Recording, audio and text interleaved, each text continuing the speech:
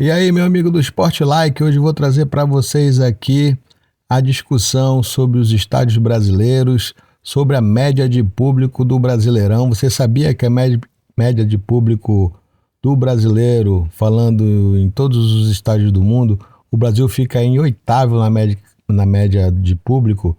Por incrível que pareça, a segunda divisão da Alemanha leva mais gente ao estádio do que o Campeonato Brasileiro. Impressionante. Mas por que será que isso acontece?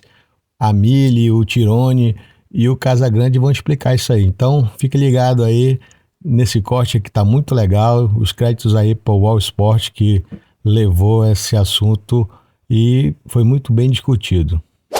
Você ia de ônibus pra Fonte Nova, você ia olhando a rua assim, você falava assim, dentro do ônibus, sentado com os caras. Caraca, isso aí vai lotar hoje. O bicho vai pegar nesse estádio. Era assim o papo no ônibus. Era esse o papo no ônibus. Pô, adorei o registro. Agora, atualmente, o estádio mais complicado para se jogar, mais difícil, mais hostil, tem o Pesquisão do UOL rolando, né? Rolou o Pesquisão do UOL, que é nada mais, nada menos do que o UOL entrevistou muitos jogadores que disputaram o Campeonato Brasileiro e anonimamente eles respondem a várias perguntas. Quem é o jogador mais violento? Quem é o melhor jogador? Quem é não sei o quê? E uma das perguntas é essa aqui. Qual o estádio mais difícil de jogar? E o vencedor foi Mili, o estádio do Corinthians, a Arena Corinthians, como o estádio mais difícil de se jogar para 50% de quem votou. 50% dos votos foram para a Neoquímica Arena. Em segundo lugar, o Allianz Parque, com 15,7%. E o Morumbis, com 13,2%, ficou em terceiro lugar. Também foram citados o Alfredo Jaconi, do Juventude, a Fonte Nova, que o Casão falou, o Engenhão, estádio do Botafogo, o Heriberto Ulso, em Santa Catarina, do Criciúma, que caiu, né? A Liga Arena do Atlético Paranaense, que também caiu, e o Maracanã também foi citado, o Mili, mas a Neoquímica Arena como o mais difícil estádio para se jogar. Eu concordo, é muito difícil jogar lá mesmo. Me parece, né? Eu nunca joguei lá. 50% é muita coisa para um estádio só, né? Não é que ganhou com 30%, porque o resto ficou dividido ali, a outra metade está dividida. Então, isso é vitória da torcida do Corinthians. Essa vitória aí é da torcida do Corinthians. Eu acho que o São Paulo está em terceiro lugar, é uma vitória, é disso que a gente estava falando agora, recentemente, assim, no começo do programa, como mudou o ambiente no Morumbi. Como a torcida do São Paulo está mudando o ambiente do Morumbi. Eu sei que em jogos grandiosos sempre foi assim, mas agora está ficando em todos os jogos do mesmo jeito. Então isso é grandioso. Eu não sei se o do Palmeiras é uma arena complicada. Imagino que seja complicada de jogar, né? Quando está cheia, com a torcida em cima, eu imagino que seja complicada de jogar. Eu achei que o Engenhão apareceria antes, o Newton Santos, por causa do tapetinho. Mas vai ver que a análise feita foi realmente a hostilidade pressão, por causa, né? da pressão. Ô, Tironi, agora, Tironi, posso falar duas coisinhas rápidas em cima disso? Claro, claro. Porque eu vou falar o lado que eu via dentro de campo. Jogar contra o Corinthians no Pacaembu era um inferno para quem ia jogar. O Pacaembu antigo, que todo mundo ficava na grade, lotava 40 mil pessoas e ainda ficava mais um montão colado na grade, torcendo pelo Corinthians, como foi a final contra o Boca Juniors, por exemplo, mas na minha época era assim. O Morumbi, com o Corinthians jogando um clássico, ou um time adversário de fora, como foi quartas de final contra o Flamengo em 84. Agora, uma coisa que esses jogadores não tiveram a experiência, porque se eles tivessem, eles iam falar, não, é esse estádio aqui. Era o antigo Maracanã, jogando contra o Flamengo do Zico. O inferno. Inferno total. Mas aí conta o estádio, conta o adversário, né? Sabe como a gente falava no vestiário? Com o Magrão, tudo, a gente chegava na conclusão assim, ó, gente, se o jogo tiver 0-0 e o jogo tiver equilibrado, deixa assim. Deixa assim. Não vamos fazer o gol no primeiro tempo, porque senão esses caras vão vir pra cima e eles vão atropelar a gente. Deixa tranquilo o jogo. Era assim que você falava no vestiário para jogar contra o Flamengo no Maracanã, que tinha 200 mil pessoas lá em cima. Rapaz, não é porque eu sou velho, não, mas o Flamengo do Zico acho que é uma das coisas mais incríveis que eu já vi no futebol. Assim. Eu sou São Paulino, todo mundo sabe, Lá nos anos 80, né? No começo dos anos 81. Mas o Flamengo do Zico era um negócio Tirone, espetacular. Oi. o Flamengo do Zico fez me deu uma coisa na vida que é um patrimônio assim que eu levo para minha vida. Assim. O Flamengo do Zico me ensinou a sofrer. O Flamengo do Zico me ensinou a ficar triste com o futebol e saber que eu não morreria com aquela dor. Se não fosse o Flamengo do Zico, eu não teria. E aprender a perder, aprender a sofrer, é uma lição que no futebol ela não tem preço. E foi o Flamengo do Zico que me ensinou isso. Cara, a primeira vez que eu joguei num domingo à tarde contra o Flamengo, Corinthians e Flamengo, num domingo à tarde, quando eu entrei no campo, eu fiquei de bobeira. Eu fiquei olhando, fiquei viajando alguns minutos e depois que eu voltei ao foco que ia começar o jogo, tudo mais. Porque a torcida do Flamengo cantando "Oh, meu Mengão, eu gosto de você", 200 mil pessoas, com bandeira para cima e para baixo, com fogos explodindo, cara, quebrava o foco de qualquer um. Sensacional.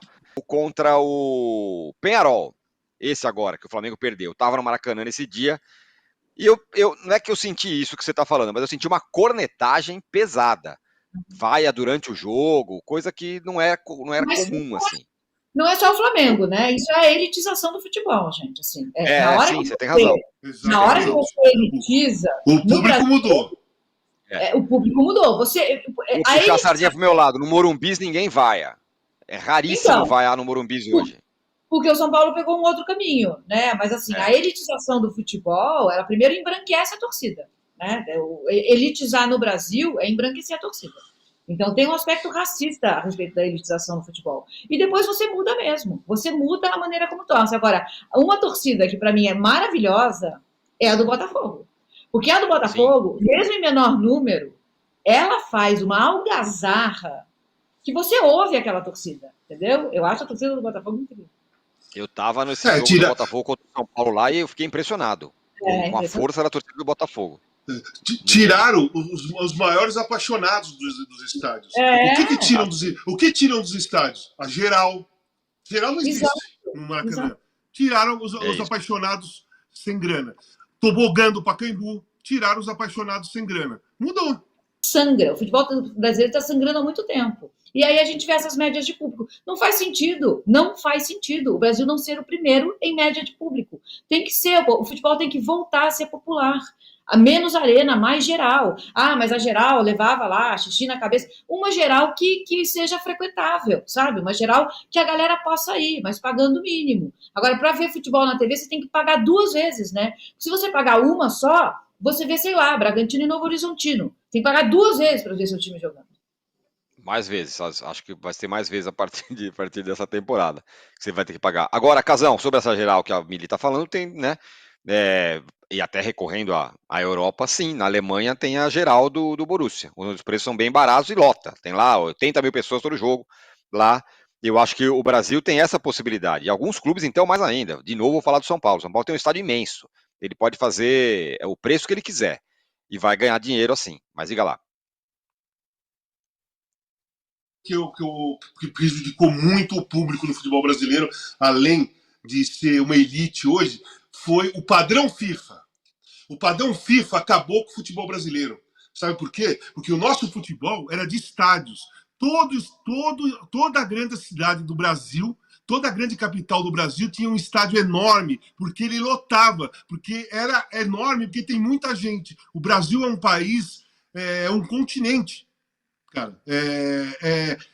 Cara, 200 milhões de pessoas. Você enche o Morumbi se tivesse 120 pessoas, 120 mil, 117. O Maracanã sempre lotou com 200 mil pessoas. Você ia no Beira-Rio, era a mesma coisa. Olímpico, Mineirão, sabe? Fonte Nova, o Arruda, todos os grandes estádios do país no Campeonato Brasileiro, que você ia jogar, estádios para 80, 90 mil pessoas. Eu ia jogar com o Corinthians, estava sempre lotado, assim como aqui em São Paulo estava sempre lotado também. Então, esse padronizou um lugar que não tem padrão. Cara, nós somos brasileiros, gente.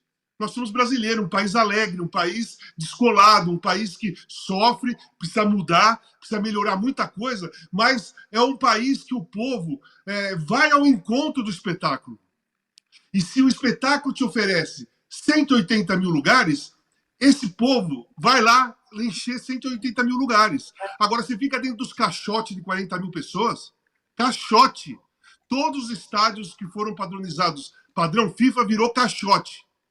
Todos são iguais. Tem um desenho diferente aqui, um desenho lá. Na hora que mostra de cima, é um caixote. Todos eles. O diferente é o Morumbi. Ainda, que continua sendo estádio. Não, pelo menos espero que o São Paulo não faça, não caia no erro de fazer padrão FIFA no Morumbi, que aí acaba com o Morumbi. Então é isso. Isso também, não estou falando que foi isso, que é isso, a responsabilidade total. Tudo que a Mili falou faz sentido e eu encaixo nesse pacote de coisas que prejudicaram o público, além do valor, da elite, tirou geral, tobogã, além disso daí, o público diminuiu porque virou padrão FIFA. Nós somos obrigados para fazer a Copa do Mundo aqui. A FIFA veio aqui e mandou. Faz isso, faz aquilo. Cara, a FIFA organiza a Copa do Mundo. Quem organiza o nosso país somos nós. Não, o Brasil se vendeu para a Copa do Mundo, se vendeu para a FIFA. Acho que o símbolo máximo desse negócio da padronização dos estádios é o Maracanã, né? Que era o estádio espetacular. Cara, acabaram com o Maracanã, o maior estádio do mundo. Era o maior estádio do mundo. Era um templo. Todo mundo queria jogar lá. Acabou. Antes que alguém aqui no chat falar, mas antes, não sei o que, vocês são saudosistas, porque não tinha condição, porque não sei o que, é possível sim fazer uma reforma sem você destruir o estádio. Que foi feito no Maracanã, que os caras deixaram a casca e fizeram outro estádio dentro. Não, o que tem a ver? O que tem a ver a estrutura interna do estádio com o tamanho dele? Cara, se arruma um estádio, se faça banheiros decentes, se façam lanchonetes decentes, claro. Sabe? Se faça coisa decente e deixa o estádio do jeito que é. Qual é? O que Olha não é uma. Então, uma coisa não é ligada com a outra, né, Mili? Você não precisa destruir o estádio para fazer a coisa ficar mais legal. Não, você conserta a coisa que não está legal. Só. Exatamente. Como se a única solução para ser um estádio legal seja virar a arena, cobrar muito caro, porque aí a ideia é que vão pessoas muito educadas frequentar esse estádio, a gente já vai estar aplaudindo gol, que nem fazem lá na Europa. E acho que a lição da segunda divisão do alemão é uma lição para a gente. Gente, a gente tem na Paraíba 13 Campinense, é um dos maiores clássicos do mundo. Tem documentários sobre isso, sabe? A gente é o país do futebol, e é mesmo. A gente é o país, ainda é. Nós falamos agora há pouco, Remo e Paysandu. Isso. É um grande clássico.